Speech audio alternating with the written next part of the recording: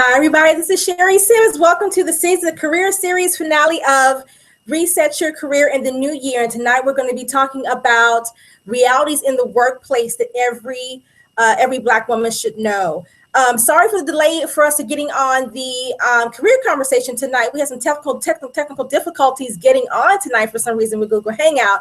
So some of our guests will be coming on and jumping on in between as we go ahead and start, but I didn't want to keep everybody waiting so long, so I would go ahead and thought we would start the hangout. The one thing I want to say to the viewers tonight is to thank you for your support throughout this whole entire month series. You guys have sent me emails and Facebook messages and tweets saying how much you've enjoyed the series this month and how much it's helped you, give you some insight for your career. And that's what we're here for. That's what we're here for, is really to empower Black women and give them the tools they need to be successful in their journey of their career. So I want to say thank you, viewers, for your support. And we will be doing more of these types of things throughout the year. So just want to go ahead and start so with some of the viewers. I know that they've had some questions that were emailed to me. And as the women jump on into the hangout, hopefully we can, because we have really had a tough time getting into the hangout. I want to go ahead and answer some of those questions from some of the members that we've had. One of the questions that we have from a member is, I've been on a job I've been in public relations for the last 5 years and looking to do something else. What is more important for me to focus on, building the relationships or being really good at what I do in order to move forward?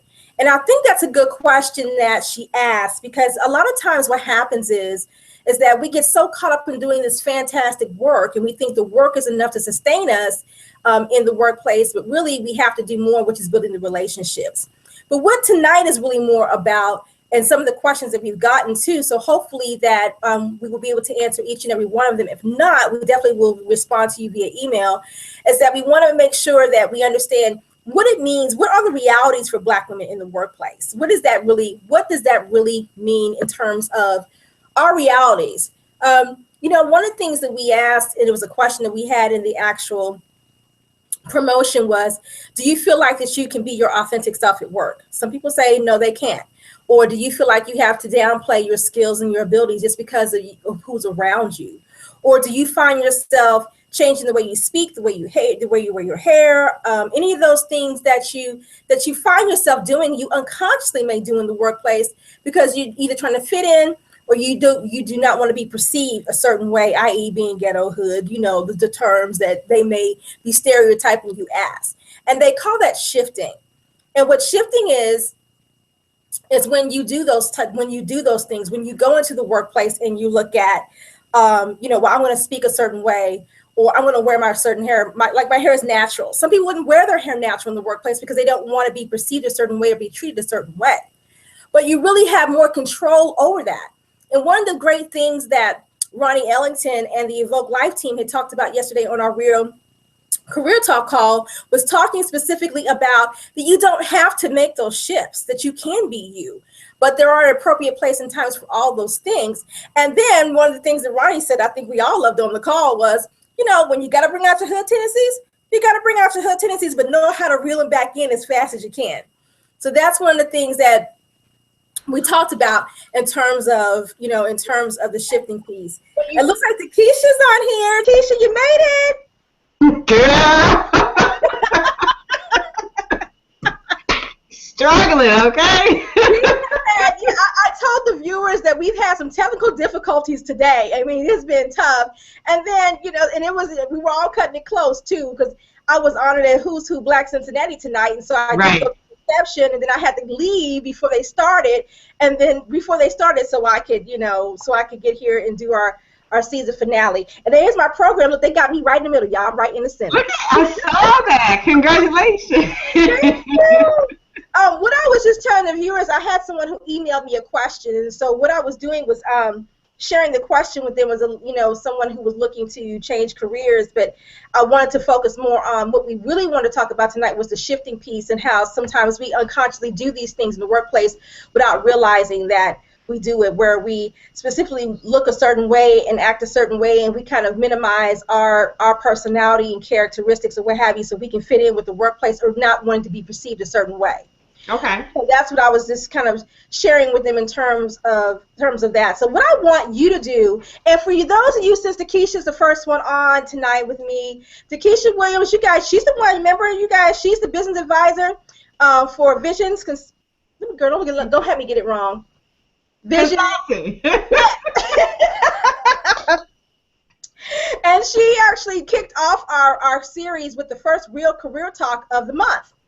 And so she's a business advisor, and we're going to have Takesha back on again to give you some savvy business advice in terms of, writing your business plans, how to get the money you need to start your business. And so she'll be coming back on later with us. But tonight she's here to talk about some of her experiences because she has a background in retail prior to becoming an entrepreneur. So, and we know retail can be a tough competitive business. So it definitely can, look at her face, yeah. And so you definitely learn a lot in terms of, the culture and adapting and really being a Black woman in that competitive environment and what that means. So if you could just kind of share with them a story that you've had where you maybe recognized that you were shifting or didn't recognize you were shifting, in terms of what you were doing when you recognized that, how did you make the change to become more authentic of who you are in the workplace? Let me see. I think as I matured from one company, Hex, you guys know it now as Macy, but I was younger as a manager. So as I started to shift and become comfortable with like my skills and who I was, what I was capable of, I started to be comfortable in my skin, with my ability. It wasn't necessarily at that point in time, to be honest with you, as I started moving up the ladder, the corporate ladder, and I became a DM, it wasn't about whether or not you liked me or not. It was more about I could get the job done. Right. So at that point in time, I felt comfortable with my skills. My district was performing. 9 times out of 10, we were performing number one on percentage to increase, in visits and sales. So I'm like, hey, I could get on a conference call and say, hey, what's up, boss? We doing it over here. But at the same time, we're producing, we're making the company money. So, at the end of the day, they started to love me for who I am, who I was, and I started to attract the managers and the team players that were similar to who I was, but they were go-getters. So, our district, we were about it. We got the job done. So, and it's a matter of gaining the respect, too. Okay, so let's talk about that. Let's talk about that real quick. And before we go into that, let me just tell the viewers real quick. For those of you who are watching live from our website, and I think there may be quite a few of you are, make sure if you have a question, feel free to tweet your question, or also you can put your question in Facebook and we will get that answered. For those of you who are watching live from Google Hangout, you can put your questions in the Q&A box and we will make sure that we will get those answered for you as well. But just want to make sure that you guys, whatever questions you have, feel free to tweet those. And then also just, or if you're in the chat room, you can also put them in there as well. Okay, so back to what we were saying with that. I just want to make sure that they knew what they could do with that. So let's talk about that real quick in terms of the gaining the respect piece. So, what were some of the things that you did to gain respect? Well, it's really funny because it's been a while since I've actually talked about this experience. It was 2007. I was honestly the first African-American district manager in this company. It was 164 studios, and it was based out of Sandy, Utah. So it was really interesting. And to be honest with you, as I started to build my team and it was a brand new district. So I had to hire everybody. So they're watching me. They're watching who I hire. They're watching, my visits when my district manager came in, my regional manager came in. They're watching how my people interact. And, I always told my team, you are a direct reflection of me. Mm-hmm. Your team, your associates, your team leads, they are a direct reflection of me. So when I used to go in, I would train the behaviors that I expected to see when I came back, when my regional came back. VPs, CEOs, they were always in our studios. So one of the things that, I didn't do anything that I wouldn't do when my boss wasn't there, right? So I was always who I am. You know, I always, and they would say I always kept it real, basically. I always kept it real. And so as I started to develop my team, they started to pay attention. Okay.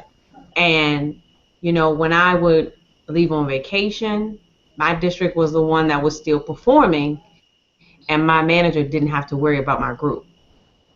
And that's how I started to gain the respect, is because I put certain things in place, you know, to develop my team. Whereas when my boss needed something, guess who she knew she could come to? She She comes could to come to you. me. Mm-hmm. And, you know, at that point in time, that's because I was investing in my group. You didn't find that a lot in some of the other groups. So if another store needed someone to come out and train, she would call me. I would have someone within an hour. And we were booking flights and sending people to train because I train my people to be ready. And so, you know, after 4.5, 5 years with this company, they respected everything I did, you know, some of the changes in the company in regards of management and training programs. I have one of the only store managers that were out training DMs and other store managers across the country. Mm-hmm. But it's because, you know, it was the way that I trained, I developed. It was the way that I would have wanted to been trained had I been in that position. And being in the industry for at that point in time, 15 years, I knew what was missing. I knew what was lacking. Okay. Well, I like the fact that, it sounds like you established the relationships early on that gave you the freedom to do that. It seems like, in terms of what you've been able to accomplish. And how long were you with them? I was with that company for about 4.5 years. This is the company that I was laid off twice. Have you ever lost the same job twice? No. That's a good one. You lost the same job twice. Okay. I want to hear about that. I know we need to be talking about the other topic, but I want to hear about this. You lost the same job twice, and they brought you back, and then they laid you off again for the same job. Wow. Okay. You ready? Yeah. Okay. So January 10th, 2010, yes, I remember like it was yesterday. I was dropping my son off at daycare. He was 4 at that time. Received a phone call from my regional manager that says the company has ceased operations. I said, "You're kidding me." He said, "No, we got an email." A what? He said, "We have an email." I had to call all of my team members. I had 13 locations. I had to call all 13 locations, all my managers, and told them if they were in the studio, they needed to go home because they were not going to get paid. Oh, wow. Okay. That was the first time. And I did get an email. I received an email in my inbox that stated that the company has ceased operations. So I was laid off for about 4 months. The company filed bankruptcy. Another company purchased that company out of bankruptcy. And some of us, not all of us, were hired back about April of 2010. So I was only out of work for about 4 months. Okay. Now, April 2010, I had to rehire, retrain, and open 13 locations again, all Wow. over again, in a matter of maybe 90 days. So I had stores in Georgia, South Carolina, North Carolina, Virginia, and Maryland. Now, during this Um, time, one of the things I want to make sure we covered when we talked about the shifting too was talking about the microaggressions. And microaggressions is more or less like, if you get a slight comment made to you, like, did they really just say that to me? Am I crazy? Or am I really treating me this way? Did you ever experience any microaggressions when you in working in any of those in your retail environments, from anyone in leadership, peers, subordinates? Did you experience any of that? yeah, actually, right before I decided to go on leave of absence, I actually had a new regional manager. My previous one that I worked with very closely, we became really, really close. She had taken another position because of all the changes in the company. But right before I left, wow, I haven't told this story in a while. So right before I left, we received a new manager, new regional director, and I don't know if it was personal. I don't know if he was just trying to clean house and bring his own team in, because they do that when they take over. Right. They clean house, they won't bring their own team in. Okay, that's understandable. But again, still performing at top. top positions, never was in the bottom, but I was always getting harassing calls. Now, Like, what was the harassing calls like? What was what I were mean, it would be for like reports that were due. If I had one store that was slow or still open, my reports would not get turned in time. I mean, I can't remember every little thing, but it was so bad that I started to record his phone calls. Oh, wow. And That's, I took it to HR. okay. They really didn't do anything, Well, and it of course became not. very uncomfortable. Huh? Of course not. Yeah, I mean, and at that point in time, I can remember having a conversation with my mother, and I'm like, I really don't know what to do at this point. I'm executive level, and who do you really go to as an executive level? It's one thing to be an associate, and you can go to your manager, but it's another thing to be an executive. I mean, next person in line is VPs. Right. The company was so small that I'm knocking on the door to VP, CEO, CFO. They don't have time for that, and they don't really know the in-depth details. So I started to take notes, because it was really, it became really, really bad. It was so bad. I'll tell you this story. It was so bad that I was doing a visit. This was the first time that he had ever came to my district. And I got off the plane in South Carolina. I picked up my rental car as I normally do, and I was heading to my store. Something told me to call the store prior to, and I did. And they said, I'm not going to mention the name, but they said, he's here. And I knew it. It was something in me. I knew that he was there. Mhm. And so at that point in time, I made it up in my mind. He flew from Kansas to South Carolina without any inkling or notification that you were coming to my area. That right there. And this is the first time you're coming to see me. You don't want to introduce yourself. You don't want to sit down and have a conversation and talk about your expectations. Maybe. Wow. So I felt like, in that position, I felt like I was put in a position that he was trying to catch me doing something. And so it's really funny. So, I came in again. I'm consistent. So my store was consistent. We passed. And by the time I got there, he may have done one or two exercises with me, went off on the phone, left and went to another one of my stores and didn't invite me to go with him. But this is a visit. Wow. I think that's blatant saying, those are the small things that you sit back and say, am I crazy? Are they really doing me this way? I mean, Right. and we're not talking about being victimized, so don't get me wrong when I say this. And I'm sure Ronnie's watching, so I know she wish she could jump in, but it's not about being victimized. It's just about really acknowledging this this core that you feel about how you're being treated. We're not talking about let my people go and all that stuff. We just No. you recognize that, okay, this is not really normal protocol. If you're here for these stores, why aren't I going with you to my stores? I mean, isn't this normal? Right. So it's like you can tell when it's these kind of when these subliminal things happen to you, and they're out the norm. It's like, are you supposed to accept that?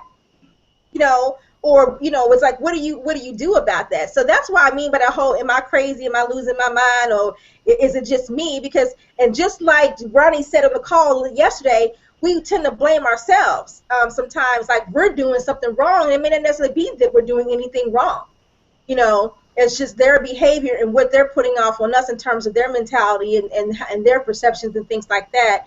And then, when like Ronnie said, when do we go, have to let that little ghetto out real quick and check him and bring it really back in, so that I like And at that point in time, that was my sign that it was my time. My tenure was up. that. My Absolutely. time was up. That was my And, next thing. yep. I mean, it was confirmation. And to be honest with you, August 24th, 2011, I went out on leave of absence, and I'm still on leave of absence. Okay. And the reason why I say I lost the same job twice is because I went out on leave of absence August 24th, 2011. April 12th, 2012, they went out of business again. So there you have it. There you have it. So, it was better for me to have left the way that I did versus staying at home collecting unemployment. Well, yeah, in a way, yes, for your own reputation and what you were trying to build in terms of your branding for yourself, it was important that you do that.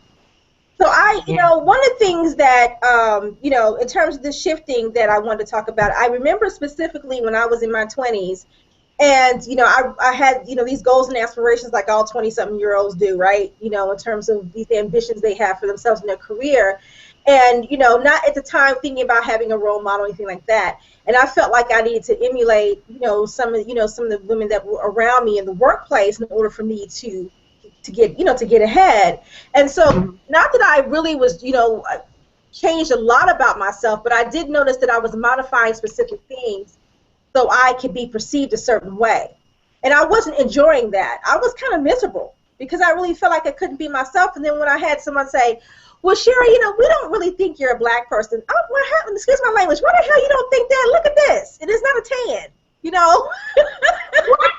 Yes. And so, at the time, I never thought about what that meant, because I just didn't see it that way until I got older and sort of experiencing some different things in the workplace, especially when I got into into those leadership roles and started being influential. Then I understood what that meant. 'Cause I'm thinking, what do you mean? I'm not black. What are you talking about? And I mean, because I wasn't even seeing it that way, but I'm like, oh, okay, wow, because I'm not coming to work, with these urban tendencies, right. That you expect for me to have coming into the workplace. And so I really wasn't there yet because I was still green when it came to being in the workplace. I probably only been in the workforce for about 4 years, right out of high school. So I didn't think much about what that was supposed to mean. But now I recognize that, and I wish somebody would ask me that right now. I wish somebody would say that to me right now. I'm like, really? Well, what are you really trying to say? So that they would really probably run the other way if they open that dialogue up with me right now. But the one thing I want the viewers, like I said, you can also ask us questions in our Facebook group if you want to just have them there, where it won't be just broadcast all across all Facebook, but. Open up. We have to open up dialogue and have you guys ask us some questions. Another question I did have that was emailed to me. I'm just going to open up on my email right here. The lady had emailed me. And she said she was trying to talk to her daughter about getting out in the workforce. She just graduated from high school, and she was talking about she wanted to talk to her daughter about how she needs to actually expect to be, how she needs to set people up to treat her in the workplace, and recognizing these behaviors that, that she may not think could be derogatory, but don't accept that. Because how do you sit someone young down and tell them about these things when we're living in a world of millennials who think they're privileged, privileged and entitled, and that's a good one. So, we had a conversation a couple of weeks, probably about a month ago, with some young professionals, and then we also did one with Janelle Hazelwood in terms of boss advice for millennials. And I think the one thing that I can say for young professionals is you do have to stay humble, and you need to be sharp and recognize that it's two things that's going to be looking at you, black, female, and young, and they're going to think that they can try to push a little harder and get over a little bit more because of the youth and because of being black. So you definitely have a twofold there, where you need to be sharp enough to recognize that, and then is your communication style savvy enough to be able to come back with that? And I know for me, I wasn't at that age. 20-something, I was nowhere near ready for that. Were you? No, not at all. I was so timid and so quiet, and to be in such positions, like executive level positions, to be in boardrooms, and it was intimidating. So I think it's really good to prepare them now. I know, like even with my daughter, I actually interviewed my daughter on YouTube and with her physical trainer, so that she can, when she's in that position, she's comfortable doing that. We're even looking at potentially getting her ready for speaking, because they need to be comfortable when they're put in that setting, that they're able to get up and speak and articulate what's on their mind and get their point across. So, but like I said, I started management at 16, and my first opportunity to run a $2.1 million business, I was 21, 22. No. Wow.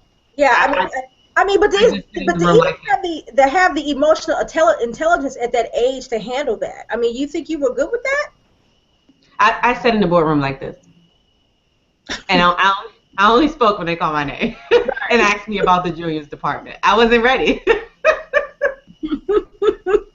I mean, it was a learning experience, but you know, it was an executive level management training. But again, I was a trainee.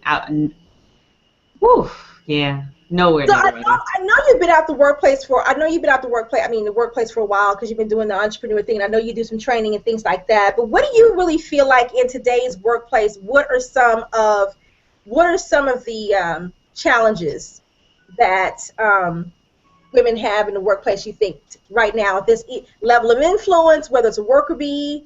Because I think worker bees and the level of influence are different. I tell women when I talk to them in conversations that, you know, when you're in a worker bee status, you really do not feel or not impacted by the politics in the same way, the office politics in the same way. But once you get to that level of influence, that's when your value system is challenged, and you're dealing with a whole different set of rules when you get to that level of influence. That if you're not prepared for that, you can fail. You know, in your role, if you're not prepared for what that means from the internal standpoint and all that comes with that. Do you agree? Well, one of the biggest challenges that I still see, and again, I'm very strong in the retail, industry, right. And I still have a lot of connections in that industry. But one of the things that it still bothers me is the lack of communication and the lack of the comfortness to be able to go to subordinates or, higher levels to have conversations about, development, the lack thereof. Even there was always a problem with a channel, a chain of command and being able to bring feedback or requests, for changes in organizations. And I mean, these are Fortune 500 companies where there's no communication between your field and the executives making the decisions, because a lot of times they make decisions based on looking at numerical, but not really what's going on in the field. We got a question, and it looks like, is this question from Tanisha? She says, how do you manage a crazy, let's see what she got here. She said the word crazy. Is she talking to me? Yeah, she said, how do you manage a crazy boss? Girl, that's a good one, Tanisha. I sure wish she was on here. She must not hear my story. How do you manage a crazy? I'm gonna say this when I say, because I had a crazy boss, and I'm just gonna tell this story, and I don't work there no more. I'm not gonna say the name of it, but when I made the transition to leave HR and move into more of this coaching job. And I started out in a nonprofit when I did. And it was one of those things where the environment was great. I liked the people, and I had been volunteering there for a while. So it is not like I didn't know some of the staff prior to, coming on board full time. And I worked with them as soon as I came on board. This one particular person who ended up being my manager, it's like our whole relationship shifted. And immediately after being there 90 days, I immediately could tell that she was in that workplace bully status, if you know what I mean. Oh my goodness. And it was hell. But how I survived was, I was still able to build relationships with my coworkers. I mean, and I still have great relationships with them to this day, that I can come back and go in there anytime. And now that I'm gone, I still go back and volunteer because I like the mission. But, she made life miserable for me in terms of her behavior towards me. And she was a very classic workplace bully in terms of omitting information so I can't do my job. She even inflated the numbers, my numbers versus everybody else's numbers. And I've, ended up realizing that through verification of someone else, that she had inflated my numbers like double everyone else's. and which was making it really hard for me to meet my metrics. Oh my goodness. And so there was a lot of different things that she was doing, but I take the lessons I learned from her, because I'm able to share that story and help other people work through something that could be similar when they're working with a bully like that. But the thing is, and she was crazy, Tanisha, she was crazy. She was crazy. But what I had to do is, and unfortunately it was stressful for me, but I had to stay on top of her. I had to make sure that all my I's were dotted, the T's were crossed, and that my communication was on point and timely with her. And I stayed consistent in everything I did with her and my records and everything, because I knew if I even dropped the ball for one little millimeter, then it was going to be on and popping. And so should I say. So I had to make sure, and that was exhausting for me to have to stay in that mode constantly every day to stay on top of her, because if I didn't, then it was going to be a mess, in terms of, and then having to come back and communicate. And I think that is the one job that taught me how to manage my emotions better than any job I had ever had. That job taught me how to manage my emotions, where I didn't want to call her the B word and slice her tires after we left out of job. I mean, I'm just going to keep it real, ladies. You get mad, you want to do some things. And so, but that job really taught me how to manage my emotions, stay in control and be professional and continue to focus on what was important, which was the relationships around me, and then making sure that the people that I was working with were getting what they needed in terms of professional development, and then, and doing my job. So that right there probably was the most challenging job that I ever had, and the less paying one too. No disrespect, but at the same time, isn't that always the case? I know it, girl. I know it, but at the same time, I learned so much from that. And so I think that even though there were certain things I did that in terms of shifting, because of the perceptions that she had. If I came to work with a certain outfit on, and I'm always dressed professional, there was something that was said about that. So she just always had something that she was trying to nitpick it with me at, and then she had her favorites and all of that. So, Tanisha, to me, that's my crazy boss. So, or what a crazy boss. One thing I'd like to add, unfortunately, sometimes we are not in a position where we can just move or transfer to another department or find another job, and we have to deal with the crazy boss for 6 months or 12 months. The one thing I will, say that she has an advantage, because we communicate so much now via email in the corporate workplace. So documentation is critical. It's key.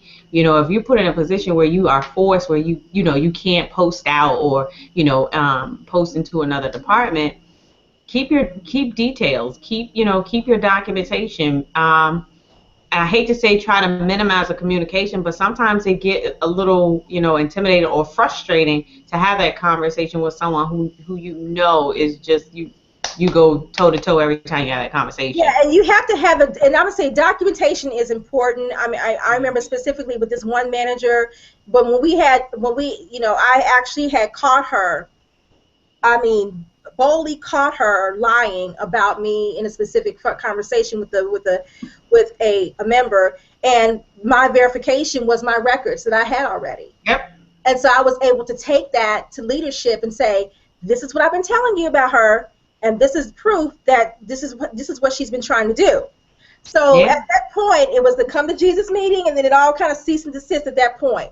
So you definitely have to, unfortunately, you have to stay 2 steps ahead of someone like that in order for you to be able to keep your sanity in a workplace like that. And for me, it's not that I didn't have options. It's just that I had decided to make this shift in a career, and then here I am making this change, and then at the same time going through hell in the process of making this shift. And I loved my job, and it was not the sanity of the job. I loved that. It was her.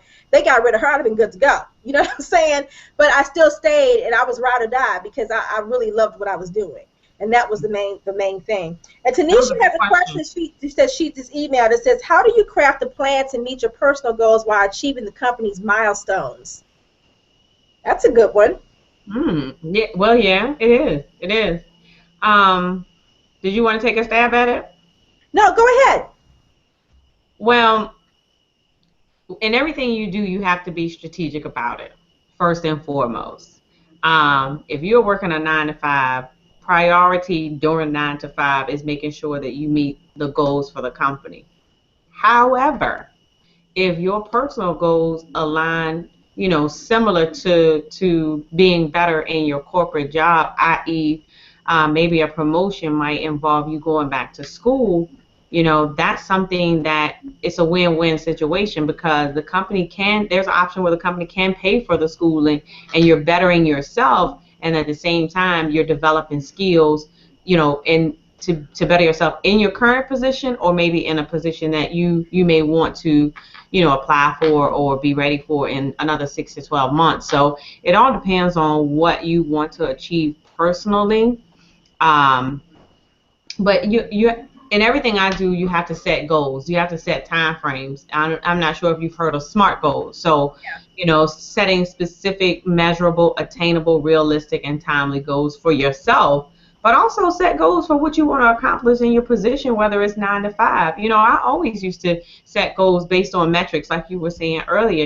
I always used to set the bar higher than what the company set for me. That's just me. I guess I'm an overachiever, but No, you're making good sense, because what people have to remember is that if you're in a company or in a role and then you have a manager or the company doesn't support your professional development, it's still your responsibility to develop yourself. So using other resources to do that, and not depending on your current employer to make that happen, because you have to remember, and I just told a woman I was talking to, she's a new client I was talking to earlier today, that when she's accepting this new position, okay, that's fine. But what is your intentions? And I use intentions because I learned that from a Vogue Life from Ronnie and Radaya. But what are your intentions going into this role? So what is your goal? What is your goal? What do you want to learn? What do you want to take from this? How long you want to be there? What's next? That's thinking about that while you're going to take this new position. So when I asked her, I said, so you take this job, where you want to be in 3-5 years? Okay, well, she's like, oh, I still want to be doing the same thing. Okay, with them or with someone else, or do you want to take it to the next level? So those are the types of things that you need to think about from your personal development, that you just because your company won't support it doesn't mean it's not their role, it's not their responsibility, it's yours to do that. Yeah, you should always invest in self-development. Absolutely. Pamela Sims has a question. She says, I heard the advice to be comfortable in your own skills. That was great. What other techniques or tools could you offer to those to overcome those fears or intimidation of higher executive levels, especially when they are mostly white men? You know what? That's a very good question. Mm-hmm. And it's funny. She said all white men, but like I said, my company was based in Sandy, Utah. Ooh, you couldn't get any whiter than that. I'm sorry. Okay. I don't know how to say it. Sorry, viewers. Keeping it real. I know. No, but seriously speaking, my company is based in Sandy, Utah, and out of, I can't even think, maybe 30 to 40 district managers, it was maybe 3 African American DMs. I was chosen to go on an elite opportunity to meet with the CFO, okay, CEO, president, board of directors about the direction of this company that's been around for years. And just to be in that position, you have to accept the fact that they chose you, mm-hmm. instead of why me, why not me? And when you are comfortable with your ability and your capabilities, you'll start to realize that whether they're white men or black men, they're all still human. So it's more or less really about gaining the confidence and knowing who you are. This has always been my saying, knowing who you are as a professional, gaining that confidence and knowing that you are worth being at the same seat, at the same table with them. I cannot stress it enough.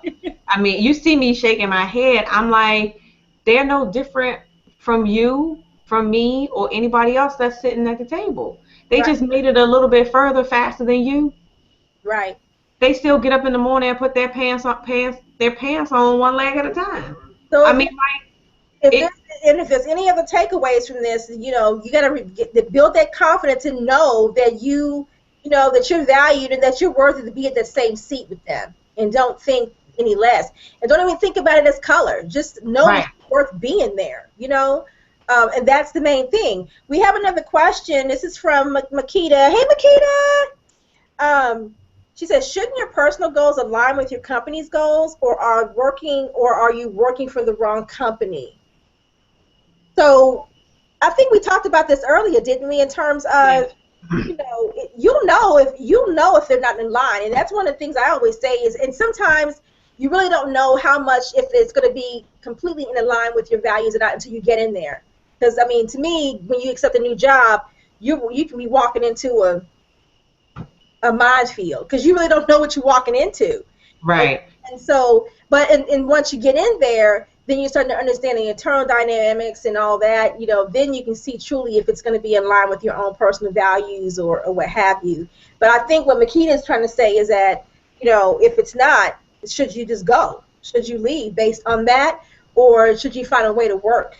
Still kind of make Well, it work. I think what's most important is when you are looking at your goals, you know, whether it be 3 to 5 years from now, what can you gain from the current experience and the current position that you're in that will help you when you are on your way or on the path to achieving the goals that you set for yourself for 3 to 5 years.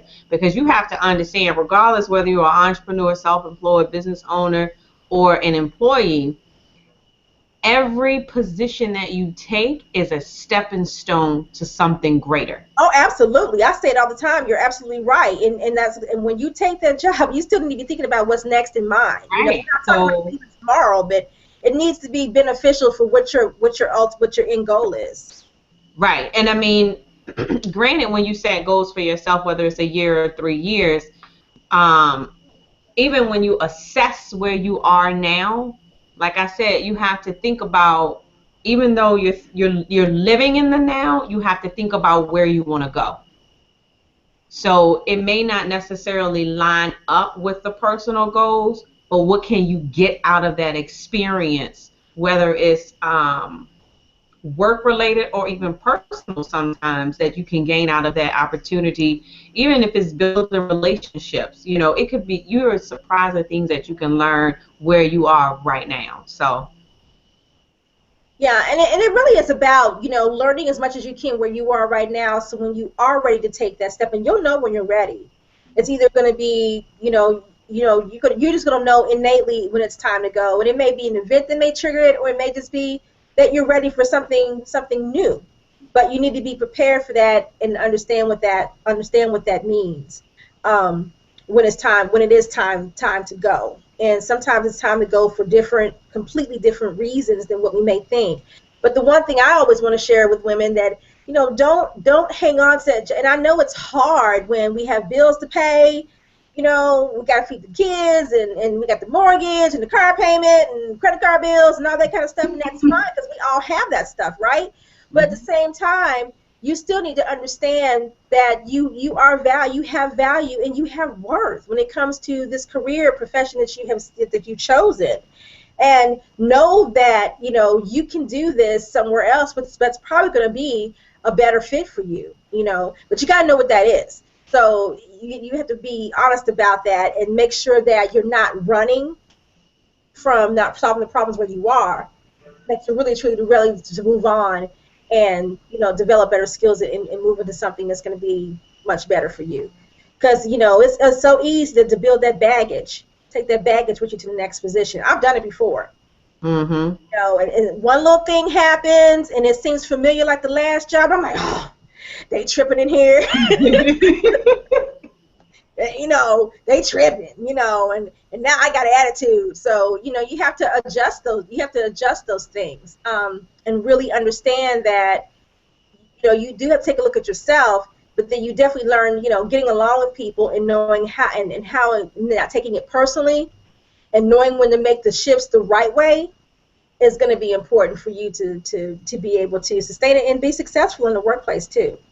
Because that shifting is no joke. You know, it really, from my perspective, you know, I know we had a call a couple of weeks ago, and one of the first call we had with Tanisha, was on it, and we had someone asked about, do you find yourself kind of, downplaying specific things about you in the workplace, or, kind of not doing certain things because you don't want them to see you a certain way, and that is definitely shifting. And what does that do to you? What does that do to the core of you on the inside of the workplace? You're definitely not being your authentic self. Right. But you're making yourself more miserable, and every day you go to work, you kind of have to minimize certain things about you. That's oppressive.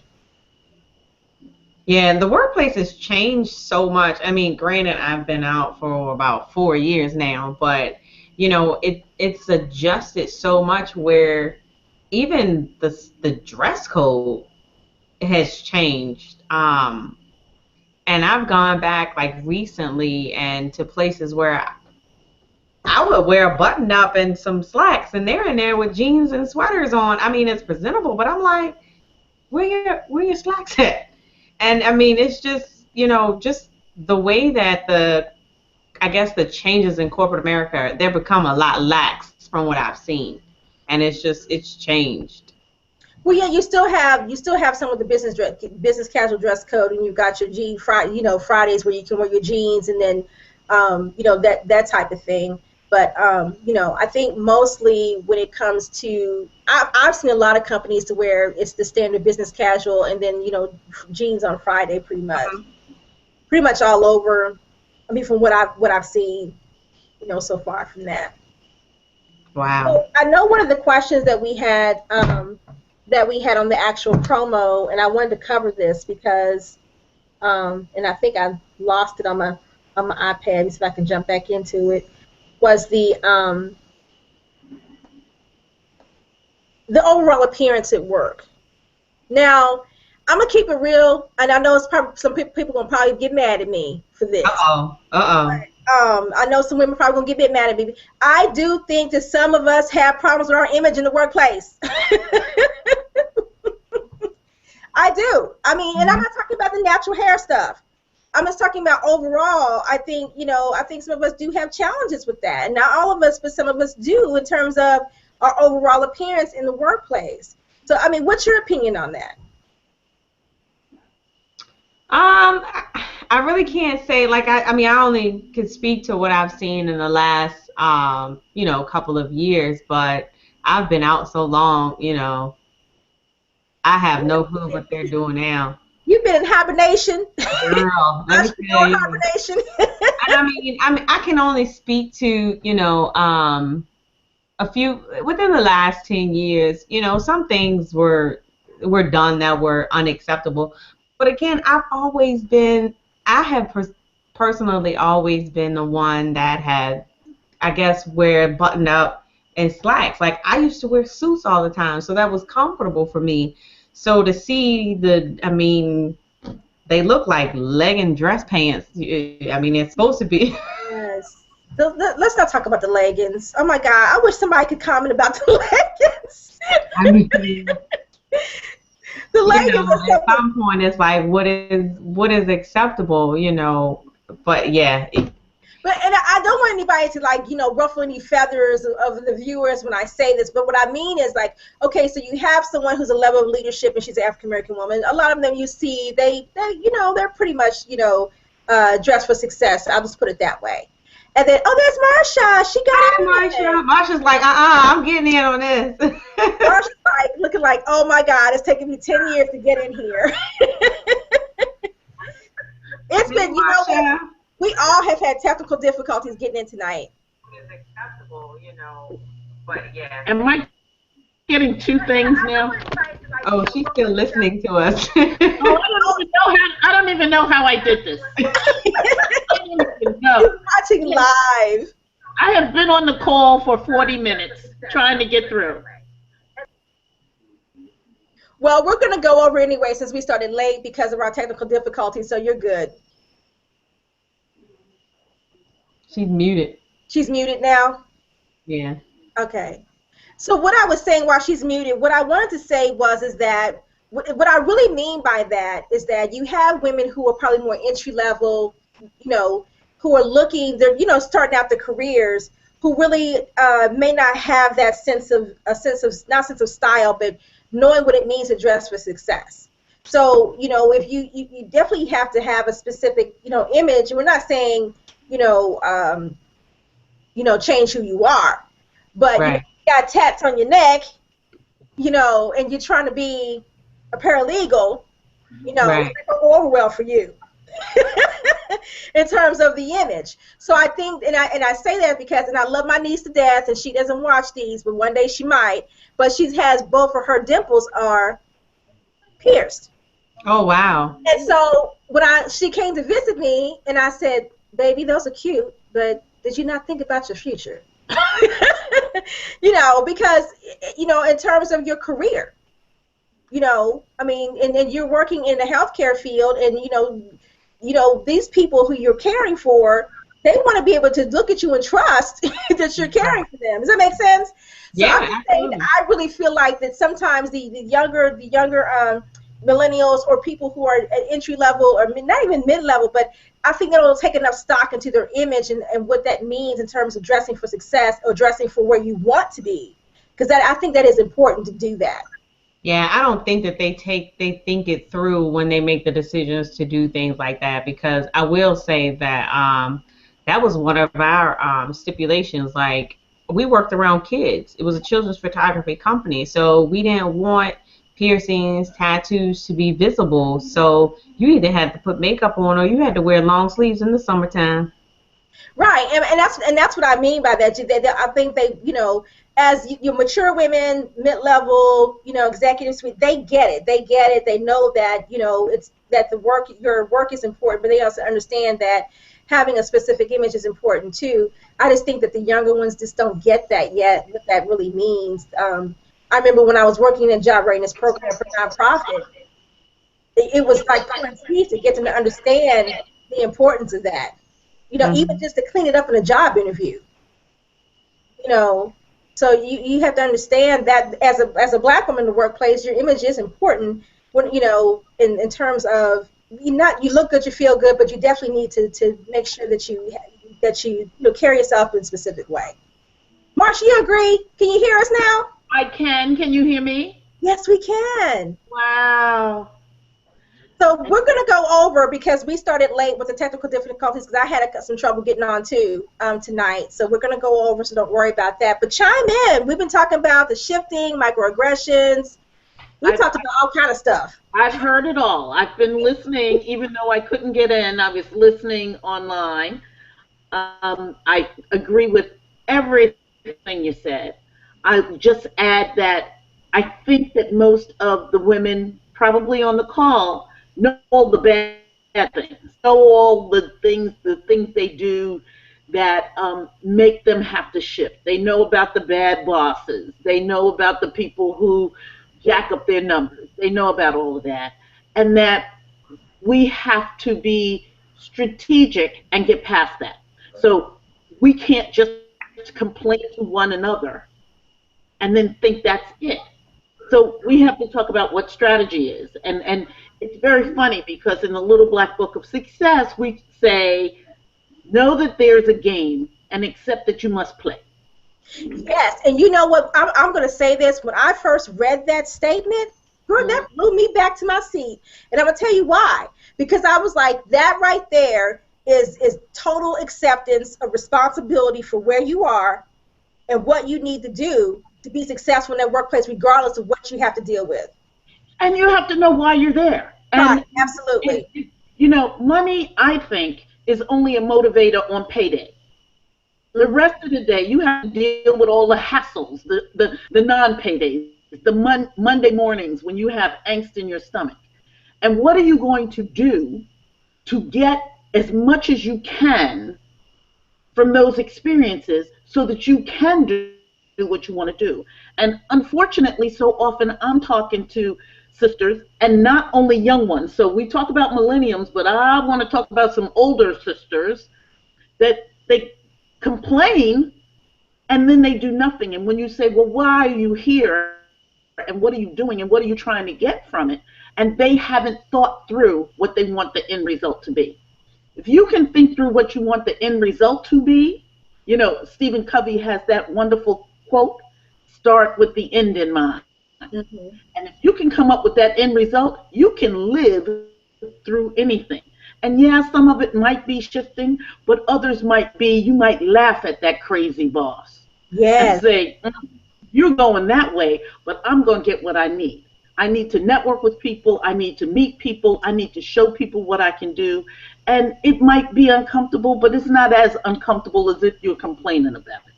And that's so true. And you bring up a good point, Marsha, because I remember specifically when I was working, my last job I did before I stepped out on faith and to do this full time. And I had a speaking engagement at a university. And I said, hey, I'm coming in an hour early. I'm going to leave an hour. I'm coming in an hour early, and I'm going to leave, an hour early so I can, have something I'm doing after work. So then I didn't tell her because I was leaving things separate. And when I got to work the next day, she's like, oh, so how'd your speaking engagement go? I said, how'd you find out about that? She says, well, someone had told me about it. And I'm thinking, yeah, the university tweeted it out, and I was going to be there and all that stuff. So somebody probably sent it to her. And so she says, yeah. I said, yeah. I said, the speaking engagement went really great. And she says, oh, yeah, my friend showed it to me. And they were like, isn't this the Sherry that works for you? And then she said, yeah, it is. But she thinks she's a guru. And I just laughed at her because I was in my mind, I was like, sister, this is not going to be the end for me. So I didn't even get offended at that because I was like, I know where I'm going.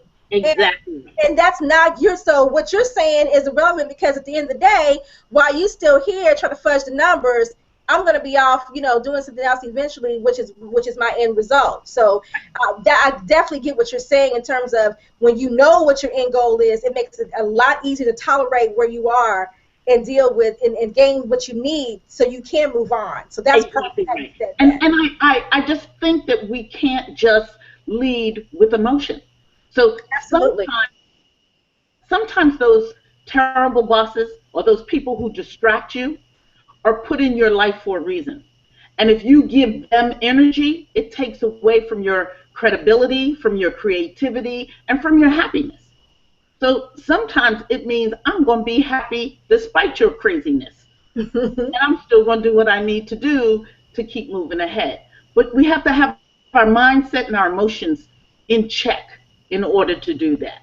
And, yeah. And it's hard to do, but it's something that we have to help each other do, not just complain about it, but help each other get past it. I'm glad Marsha said that because when we were talking about the crazy boss earlier, and I was sharing my experience, and someone was saying, if your personal goals don't align with where you are now, it really takes a level of discipline to be able to deal and tolerate a situation like that. So just like, and it's funny when you said that those people are put in your life for a reason. I just can remember clearly the guy that I had to deal with, and to be able to get up with a fresh attitude every single day and go to work takes a level of, number one, confidence and discipline in order to deal with that on a daily, if not hourly basis.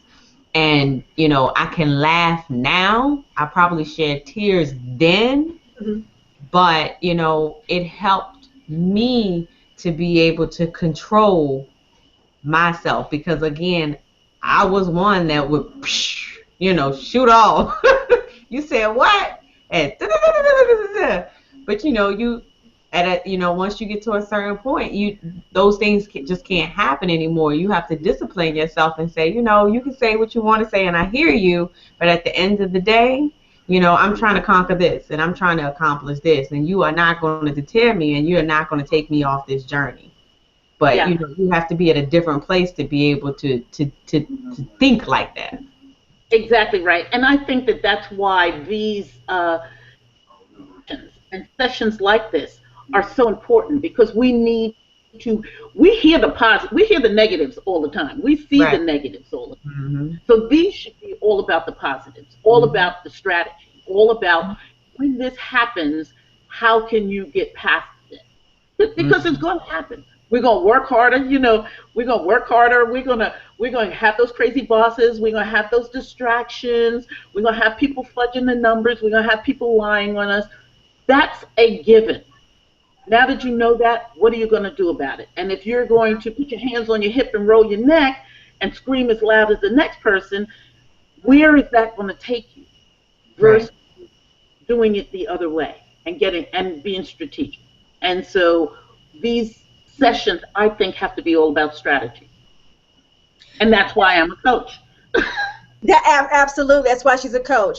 That's right. In terms of strategy and the, and dealing with those things, and I remember specifically when I was talking about earlier about the bad boss I had, and having to deal with her, and it was miserable on that part. But at the same time, as I'm coming to work every day, I'm still building relationships with other teammates, with leadership, still cultivating those relationships, doing my job, building trust with the members and all these things. And so when I did leave, and then after that bad seed was gone as well, I was still able to see just how much of my work in terms of establishing relationships was still there, where I'm able to come back and still volunteer, and they call and check on me, I check on them, and that was important to me to let me know that I was still able to manage my emotions and not isolate the people I work with because of this one person, and then still be able to be successful, and then use what I learned from that to move on. So that's why I said that was probably one of the most important roles for me in terms of my own personal and professional development. For me, a good example of how I was able to overcome that and still be able to learn how to manage my emotions too. Right. I want to beat her down behind the alley. I'm not gonna lie. I know. We've all had some of those, but I can tell you that I probably learned the most from my bad bosses. Yep, I agree. Yeah. I totally agree. I do. Yeah. I agree with that. So then, Marsha, tell us then, what are some of the strategies you feel are necessary, when you're dealing with the microaggressions or the bad boss or the shifting, and when you recognize you're doing those things in the workplace. You're absolutely right about keeping the end result in mind, but maybe if someone doesn't know what that end result is, should they get clear on what that is first before they become strategic with other things? Well, I don't think it's first, but they definitely do need to get clear with that. I think when you get clear with that, you gain more confidence. And confidence is going to allow you to be more strategic. And I'll give you such clear examples, and they happen at work, but they also happen outside of work. And I can tell you one that happened just the other day, and it's actually funny. I mean, I think it's funny. Other people would have gotten pissed off. I was at a pretty nice event, and people were talking about how many children they had, and I mentioned that I had 4 sons, and the conversation went on, and a white woman walked up to me after and said, "It must have been very difficult being a single mom raising 4 sons." Now, when in the conversation did I say I was a single mom? Absolutely. I said, what makes you? Now, see, there was a time when, it would have been a different kind of conversation. Now I could laugh and said, now what gave you the thought that I was a single mom? And she said, "Oh, because I didn't see a ring." I said, "Well, you do realize you're looking at the wrong hand." Wow. And so then she just looked, and I said, "Please explain." Because I wanted her to be embarrassed, but it was in the same tone. "Please explain. What would make you make that assumption?" Because I wanted her to go home and think about it. Now, if I had gotten all cranky and neck started rolling, all of that, she would have said, "Oh, these angry black women," right? Yeah. This way I could be strategic and say, go home and think about your assumptions. You should be ashamed of yourself. And then I could walk away and laugh. Yeah, I had something like that happen. I've had something like that happen to me here in the last, I would say maybe last 4 or 5 months. I was invited to an event, and we toured the place and everything. And so I was talking to one of the guests, and the director comes up to me and she's like, "Oh, so what were you here for? Were you here for fashion?" And I was like, "No, I was here for career development for Black women. So why would you assume because my handbag is fancy and I got on this suit that I'm here for fashion? Why is it I'm just dressed as professional? I just have to have a nice handbag." So I just thought, wow, really? So I'm here for fashion, and do I look like I'm a fashionista? And you say yes and say thank you. I know I look like I'm a fashionista, but I'm also smart and I'm here to teach. And smile about it without attitude. And I did. I just said, oh no, I was here for, I said, I'm here for career development, for Black women. That's what I was here for. And she says, oh, okay. And I was really nice about it. In my mind, I'm thinking, you know what, really? And if you need some, and then you add, and if you need some help with your career development, I can help you. So those are the things I say that we're talking about when we talk about these assumptions that people have about us when they don't, instead of really seeking to understand who we are or taking time. I mean, if we're at this networking event, why can't you ask me about what I do or compliment my bag and then segue into what I do? You know what I mean? Exactly, right. And doing something smart like that versus, oh, you here for fashion? Really? First of all, I hate to shop. So what makes you think, So it just burns me up. But, again, you have to be controlled and learn how to, there's a time and place for everything. Well, one of the things that I say, one of the tips that I give is, that there's going to be something that is said to you already. It's probably already been said to you, and it's going to be said to you again. Something that pushes your button. Mm-hmm. And you know how you get home and you say, I should have said such and such and such and such. You know it's going to happen again. I think you have to practice that and be ready for it the next time. Have it in your bag of tricks. Yeah, that's a good strategy to have. Because you know it's coming again.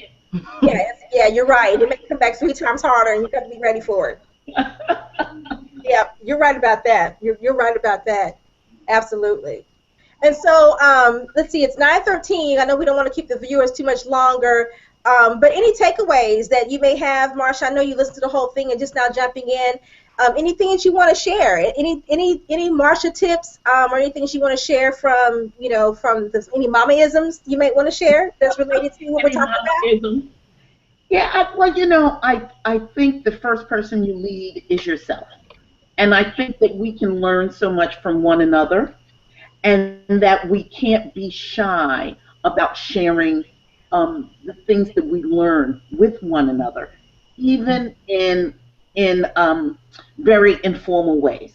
These sessions, these hangout sessions, the career real talks are wonderful, but it's nothing wrong with sharing with each other by shooting an email. I met a young lady, as a matter of fact, that I met on one of your sessions, Sherry. Awesome. And she said something that made me want to connect with her again. She linked in with me with the real message, not a lazy LinkedIn message. Good for her, whoever she is.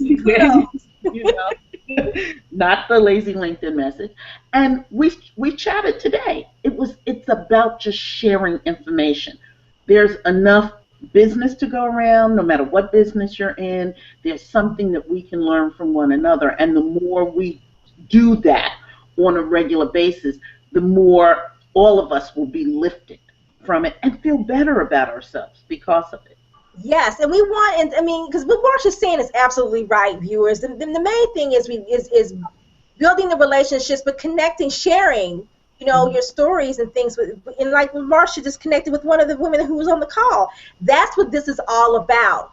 This is all about connecting and getting what you need so you can feel confident in your role, in your career, and then understanding some of the dynamics of things you need to probably change within yourself, managing your emotions, being able to handle. That's a huge one for a lot of women, is being able to manage those emotions. And so this is what this is about, is connecting and sharing, because you're not by yourself. You think you are, but you're not. There's another woman in this world somewhere who has had the same type of challenge and probably is waiting until you want to talk to someone about it, and this is a good place to come and do that and be able to get connected with other women to do that. And that's why we would like Keisha and Marsha to be a part of the network, because they share so much experience and wisdom with women that's invaluable, but it also can empower you to also share your stories eventually once you're able to overcome the challenges that you may have. So, right. I just want to add, Sherry, that if you have any of your viewers that are in my area, in the New York tri-state area, that they should also check out Black Women of Influence, which is an organization that Valerie Rainford and I founded. And we have sessions like that, like the ones you're having tonight, we have in person. So if they would go to our website, blackwomenofInfluence.com, they can learn about that, where we do these types of things as well. Yeah, they have some really powerful events that they do annually. I think you do them semi, like, every We do 3 months. them from February through October. Yeah, so they have some really powerful events that they do. So I definitely encourage, if you are in the NYC area, to be a part of those events, because you definitely will be empowered from the knowledge and the wisdom of those ladies that are in the room. And they can definitely join our website so that they'll get things. Join our Facebook page. Join my Facebook page. Like my page, Stepwise Associates. Yes, and follow Marsha on Twitter at Stepwise and Associates, and Takesha is at Takesha, right? D_Keisha. I have to find Marsha. Oh no, we did on. Takesha, did we not do on Twitter? But we have to do on Facebook as well. Of course, I'll find you. Please, and I will find you too. So, any takeaways from tonight, Takesha and Marsha? Well, for me, I definitely want to make sure the viewers understand from both career aspect and entrepreneur aspect that it begins, very similar to what Marsha was saying, it begins with you. My theme was a new year, a new you, but what are you going to do to develop, self-development? What are you going to do to work on you? Because at the end of the day, the common denominator is you, and you can make the difference in the path and in the choices that you make in your career and in your entrepreneurial journey. So I can't stress enough how important it is to invest in your own development and invest in yourself. I just can't stress that enough. So, one of the things that, I used to work at a bank and they had their own university. I would go downstairs to the university. It was free, and just pick out, different books on leadership, on development, on mortgage origination. Like, I would just learn everything I possibly could because it was free.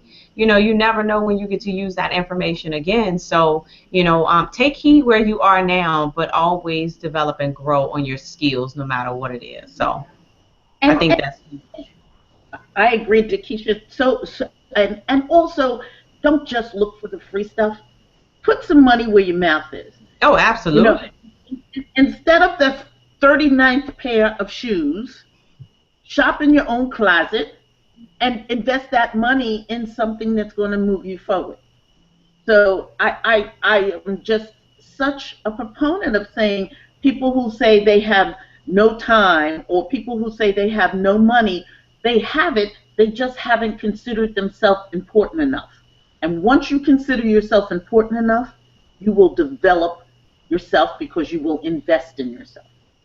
Yeah, because I was in a position where, working in retail management, I was always waiting on my manager to develop me, not even thinking or taking into consideration that no one was developing her or him. Right.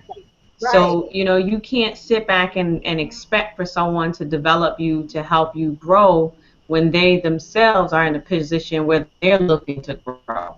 So at some point in time, you've got to take your own journey in your own hands and take responsibility and make that investment. So if you are in a position, or you are in a situation where you don't feel like you're being poured into, I think it's time for you to look outside for someone that can help you develop and grow in your skills.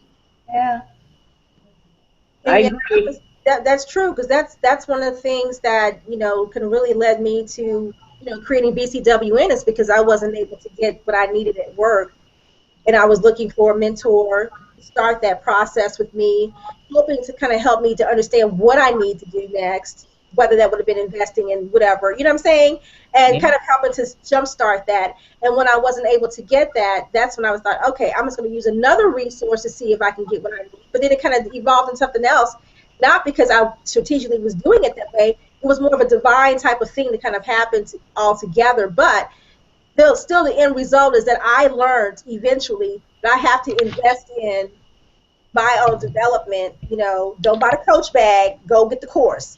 Right, right.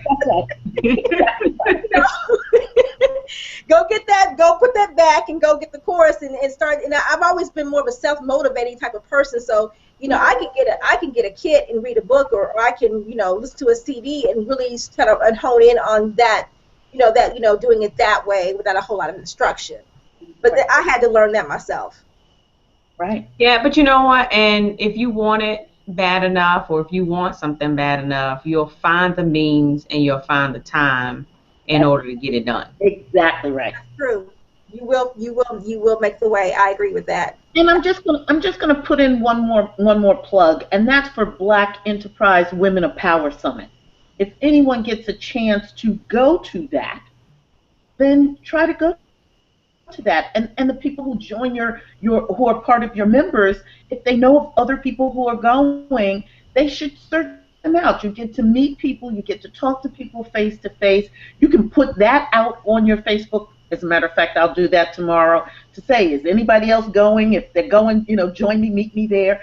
Those are the types of things that you can do where you get to network, you get to talk to other people, you get to hear from other people's experiences, and you get to share. That's true, and we do have a link to in the information to the summit on our website under our events page. We've had it pretty much up since they very first posted it months ago. So that's right. Yeah. And if you go to Black Women of Influence, we also have a discount on our link. All right. So you can even get a discount through that. We have the code, so you can do that as well.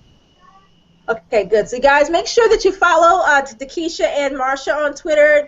Marsha is Stepwise Associates, which is in short for ASSOC at the end, and then Takesha at _Takesha. DE_Keisha. And follow them both on Twitter and follow their like their Facebook pages. And then check out Black Women of Influence if you're in the area, and even if you're not, just get familiar with what Marsha and what their organization does. They're locally, so and that way, if you're ever in the area and you happen to be doing a time where they're having an event, she would love for you guys to come. So I want to say thank you guys I know we've had some crazy technical difficulties tonight, and then I'm rushing back home because during the reception to get back for the event too, and then so we got started a little late. But I want to thank you both and Marsha, your tenacity for wanting to get on the hangout. I was trying everything possible, and I know that Tanisha was too, because I could see her saying, "How do I get on? How do I get on?" So we were having technical difficulty, but glad to join you. Yes, I'm so glad too. And like I said, it took me a couple of tries to get in too. So I don't know if Google was just being funny tonight or what they wanted to do, but I'm glad you guys were on tonight. So we are going to start. I know this is the career series finale was tonight in terms of this hangout. We do our hangouts. We're going to be going back to our normal schedule starting in February, which is every other Wednesday night at 8 p.m. We did every night specifically for the career series, but we're going back to our regular schedule in February. So our next one will be on. We're going to skip, of course, the first one. Next one will be on February 11th, and our subtitle is going to be Your Career, Your Way. Ah. And so, I'll definitely, you guys can always, I just love you guys. I want y'all guys to keep coming back on because, Marsha's right. We need to make sure we get those strategies out there. So we're going to be talking about your career, your way, and what really does that mean, and in terms of doing it your way. And that will be on February 11th. We're still going to go ahead and do our real career talk calls because of the demand and the popular demand and responses from it, doing them every week, because I was doing them every other week in between the career conversations. We're going to start doing those weekly because it's been such a high request for those every Tuesday. And I don't mind. So as long as, I can find some lovely women to jump on the call with me and we can share some great dialogue, we'll keep them going.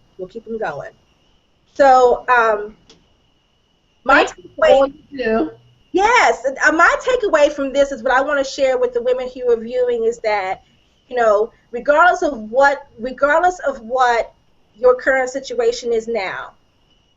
You know, it doesn't stay the way it is. So you can be happy with where you are. And I agree with Marsha 110,000% that you need to always think about what your goal, what your end goal is, because that will help you to sustain where you are. So I just want you guys to remember, think about what your end goal is, or where you currently are, and keep that in mind. We are all here for support. You know, Marsha and Takesha both are career mentors. You know, with the networks, you can always, you know, send them an email with any questions you may have, and they will gladly want to respond to you. So I will say that we will talk to you guys on Tuesday if you jump on the call, and then our next Google Hangout will be February 11th, where we talk about your career, your way. And I want to go ahead and wrap up with my saying, which is, know your worth, discover your strength, and work in your purpose.